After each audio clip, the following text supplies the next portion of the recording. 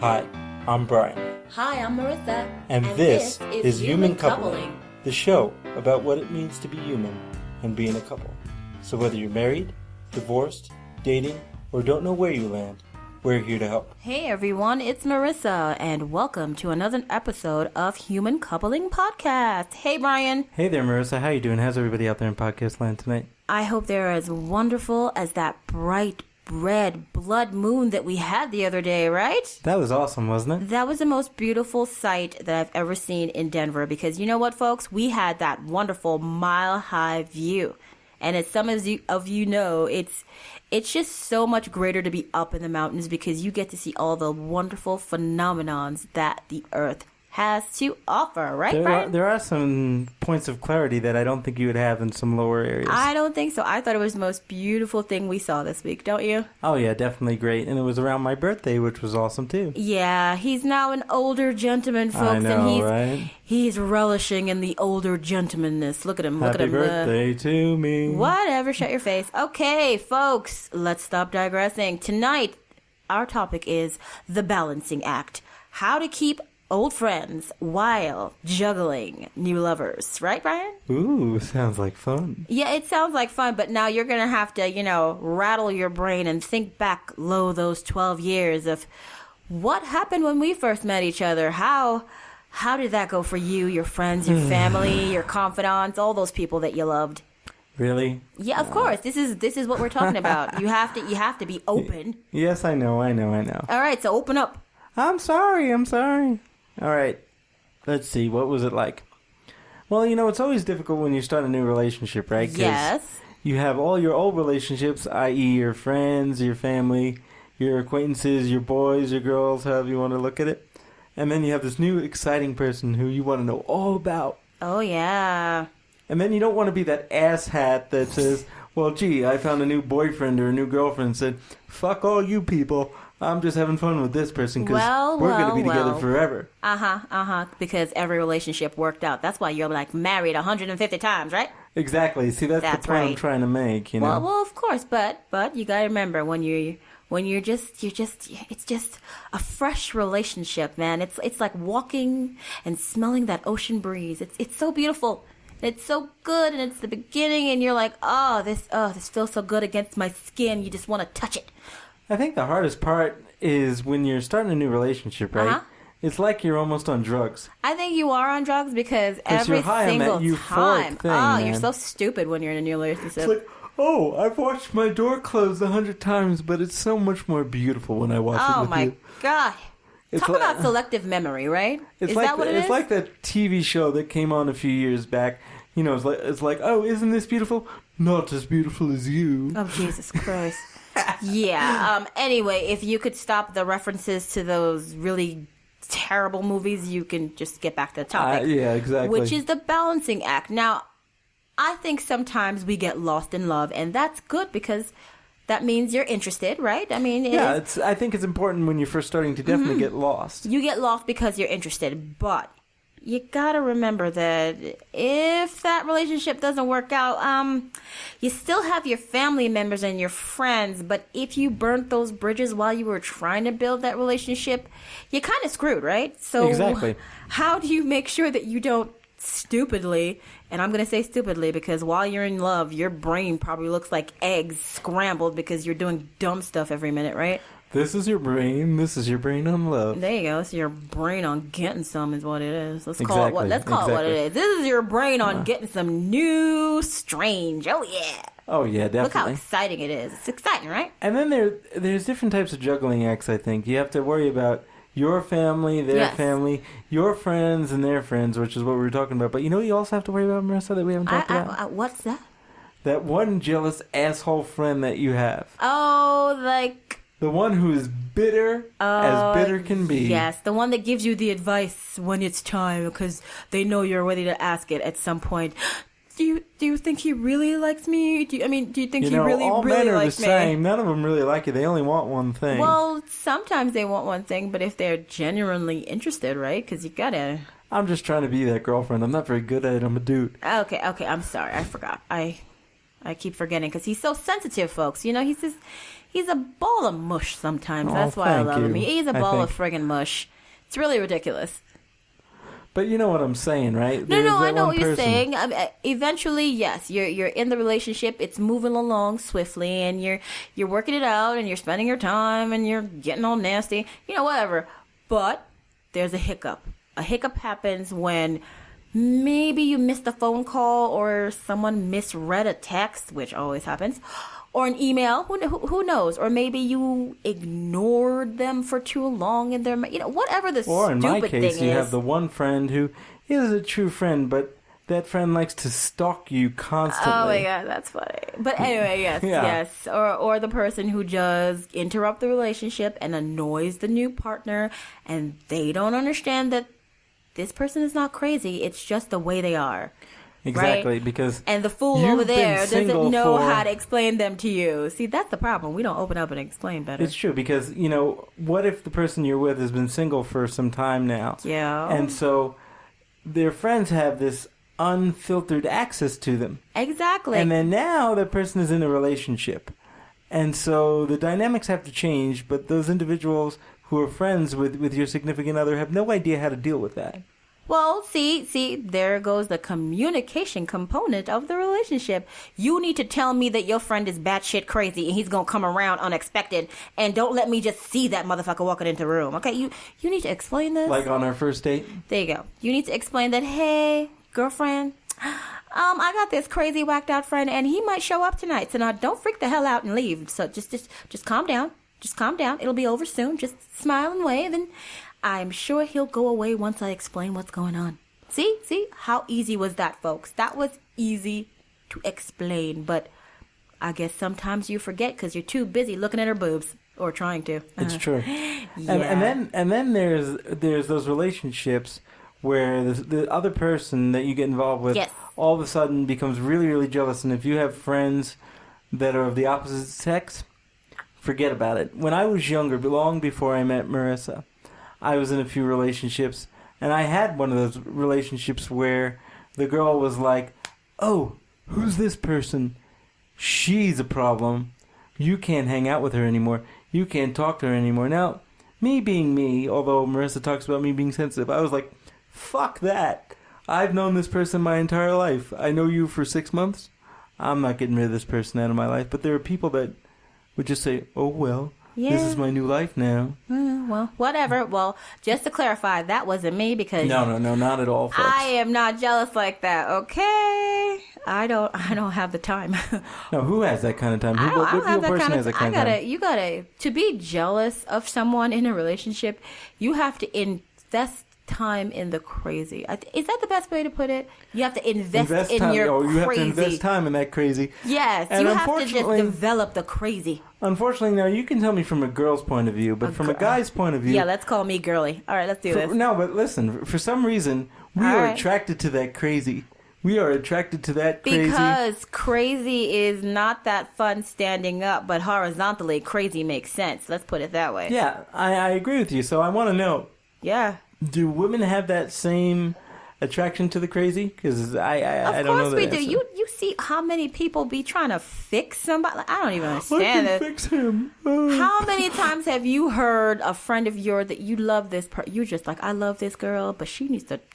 You love them, Yep. but they just bring this thing into your life, and you're like, what the hell? Do you realize that this mouth breathing, tattoo having, pierced lip looking mother father is stupid, and not to mention, he is nothing good to your life. Why He's is crazy. he He's here? got those crazy eyes. Don't you see the crazy eyes? Yeah, but I don't think they can see that. I think the love drug has just invaded their brains. I Oh, think. they've been injected with something, all right. Hey, let's call it an injection, folks. But anyway, you love this person. How the hell do they figure that they're going to change this fool? I don't get this. Yeah, and and that's one aspect of the balancing act. The other aspect of the balancing act is when you find the person, you're getting to know them, you've been together for a while, and then you take them to, say, like a big barbecue or function. One actually is sticking out in my mind right now. Marissa, when we were first dating, we went Okay. to a function, and you happened to bump into somebody there that I had been involved with at one time. Okay. Do you remember that one? I think so. And how that works out? Oh, I mean, It happens all the time. If you have female friends and I'm a new female in your life, it's gonna cause jealousy, so it's okay. I don't think it's a big deal, but I thought it was a hella funny, but whatever. It's all good. She's mugging and giving us some dirty looks, but and that's I pulled her aside. though. We haven't been any kind of an item other than friends for 2 years. What's your problem? Well, see. You probably didn't explain to her the situation. You probably were one of those guys that like just said, "Oh, let's just cool it. Let's remain friends." No. No. Most guys are like that. Once they get what they want, they just it's just going too fast for me. Let's just calm down. Let's pull back out of it. It was just a question of one person saying one thing and saying that they were right with something else when they really weren't. Of course. That's all that was. Oh, you're telling me that when this person said, "Oh no, I'm cool with it. You could bring girls around. I'm okay with you dating.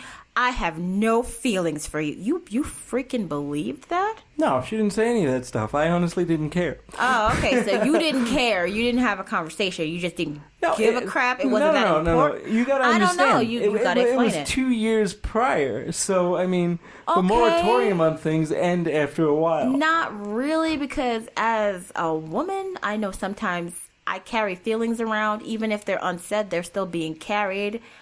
And then for you to surprise someone that you know is in your life and is a mutual friend of friends and always is going to be around if you have a new person, I think it's best to explain. To be fair, I didn't know she was going to be there. It was just interesting. Okay, I get that you didn't understand that this was going to happen, but I don't know. I'm a stupid guy. What do you want from me? I know, because people don't... You're too young to know how to, like... I was prepare. really young. You're young. What am I saying? We were young when we met, so exactly. This was prior to her, so I was really young. I was barely shaven. I mean, come on. He still had hair. Well, they don't know that I'm bald. He didn't have his beard. Oh my gosh, no beard. Oh no, man. It was a long, long time ago Yes. in a galaxy far, far away. Okay. Known as Brooklyn. Okay. All right, whatever. So I guess that's your stupid story about you being young and doing something dumb and bringing someone into your life and then being so close-minded to the fact that other people are around you but that here's the you deal. forgot. Here's the one thing that I neglected to mention. Okay. She not only was dating other people since then, but was dating someone else at the time. Okay. So why would I care? See, but there you go again. You're just saying, why would I care, instead of, how come I didn't really realize? You know why? Because you didn't give a crap about that situation. It was over. And didn't have any of the education I have That's now. what I'm or any saying. other But that's stuff. what I'm saying right now. I'm saying that during your little period of what you did 2 years ago, and then this new person, i.e. me, that you were bringing into the group and not realizing that it could cause some conflict, because guess what? You're young and dumb and stupid, and you're only thinking with one button. We all know what it is. So there is a story. There is an example of the balancing act and how... Or poor execution of it. Well, poor execution of it. Yes. We all have a story like that. Who doesn't have a dumb story of them doing something stupid and making some guy jealous accidentally, or some person accidentally jealous? That happens all the time. You had a friend that got jealous of us, too. Exactly, and that was a different situation, and it's no big deal, because you know what? At the end of the day, it was for fun, and it was over, and we didn't hang out in the same circles, so haha. What you did was wrong, because I didn't hang out in the same circles and bring that person around other people that I knew would be in the same room. So, Yeah, but again, at that point, didn't really care. See, and that's how people are. They are forgetful about feelings, or they, as Brian says, they don't give a crap about feelings. You know why? Because with this particular situation, it was a couple of night thing. It wasn't even a relationship, and it was just like, okay, all right, we did what we did, and that was it. So that's why I didn't think about that. All right, that's fine. So, what are some other parts of the balancing act that we are forgetting to bring up? Yes, some other parts of the balancing act. Well, it kind of goes hand in hand there. It's bringing a new person into the environment, kind of upsetting the homeostasis, as it were. Of course, because it's all just a whole big family, and you're trying to add another motherfucker, and you didn't have a console with the group. Well, in your case, let's talk about, since you didn't have a large circle of friends to bring No, people I into. really had no friends. I am not. I've never really liked having a big group of friends. I had one or two people that I spoke to, but Right. I can't tell you that, like Brian, I hung out with them. We went out to dinner. We did things all the time, because I've had some times in my life where having a big group of friends has caused a really tragic moment to happen, and it really scared me and made me a little introverted on that. So, yes, I had But the big two group, friends. the big group that you brought me into, and this is a big deal because you didn't bring anybody, was your family. Okay, well, that took a while, though, because I don't really just go around introducing people No, to it my was a family. while, but it still did happen. And, Of course and, it happened. You eventually had to meet my... Because at the time when we were getting involved, my sister was having her baby. My brother had just had his baby, so I was kind of the family babysitter because of... There we go again. I didn't hang out. I stayed in my house a lot, so... Hey, she's going to be there so we could just drop off the kids. So, see, this part here is him being introduced into my family and having to disrupt their easygoing life where they can and just, this here's was my a kid. big I portion gotta of go. the balancing act. Exactly. That was a big crazy one because him... I never stayed over at anyone's house before. Yes, I was a 21-year-old 21, person something like that. Never said, oh, I'm just going to sleep over at this guy's house tonight. I never, ever did that. And you stayed with me even during the week. Yeah, I mean, I you were there stayed all the with time. him a lot, and this freaked out my entire family because they were like, "What the hell is she? She's really home right now." You know, they weren't included in the discussion of, "Hey, I'm tired. It's late. Getting to Queens from here is gonna be a pain in my butt. So you should just sleep here tonight." So that really took them. It took them by surprise, and let's just say they did not like Brian for a long time. I still think, it's They kind of didn't funny. like I him know at they all. love They me. were so mad at him because he took me away. It was funny. I know they love me, but I still swear that they harbor some resentment for that all these years they later. probably did, because after that stuff started happening and we stayed together for a long time, and then he moved me to another state. Don't get it twisted. She wanted to go. It's not like I held a gun to your head. Whatever. So I'm just saying, you went from one extreme to the next. You came in and you kind of upset their balance because they were so okay with everything that they were doing, and then Yeah, you it was were easy like, for them. "Hell no, screw this! I want her to be my girlfriend, and I want her to be around me, and I want all of her time, and we're gonna spend the It time." wasn't like that, folks. It was like that because we No, had to be no. at his house all the time because you lived, and it was because of his disability, folks. It was much easier for Brian and I to convene at his home because in his home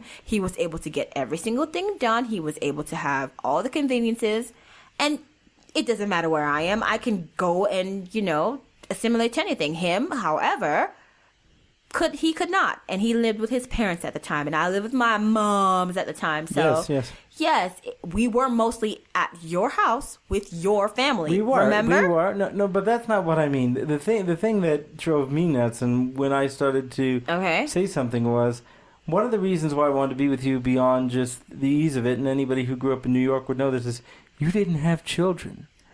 But it was as if you did have children. Well, yes, it was kind of weird because And I that was had my really, brother's really kid and difficult. my sister's kid, and he was all, "God damn it, you don't have kids. Why do you have kids?" It's kind of weird. So it was one of those things where, like, well, you don't have kids, so why do you have to not live your life because of them? Well, because that's just the way it is. I live in the house. I'm there. I'm not doing much, so. So I kind of forced her hand a little bit into changing the way that she was doing things, which turned out to be a good thing in the end, but was tough when we were doing it. And that's because it was, once again, executed poorly. Well, I mean, we were both young and stupid, I guess, but it's not like we had help from other people either. No, there was no lovely little podcast advising me to, hey, stupid, be careful with what you're doing. You're going to annoy and upset a lot of people. You know what? But at some point, you have to say to yourself, I'm not the babysitter. I didn't make these choices, and that's kind of where she came from. Of course. And I opened her eyes to that, and her family hated that fact. Well, of course, because, we are a family compound, and we all live under the same roof, and if I'm not able, you're able. Let's just get it done. Which is not a big deal. You just didn't understand that dynamic. Well, to be fair, back in those days, you didn't really communicate the way you do now. I had no idea. No, not at all. But hey, you're supposed to just understand by osmosis, so shut your face. Yeah, I know. Just understand by osmosis. So that was the balancing act Yes. while juggling chainsaws. Sure, let's call it that. But it was, it was still a fun thing to do. It was a growing experience. It was a fun experience. Yeah, and it's not like it got easier beyond that because, as you move along in the relationship, you have to kind of integrate this person into all your circles if you really want to be with them.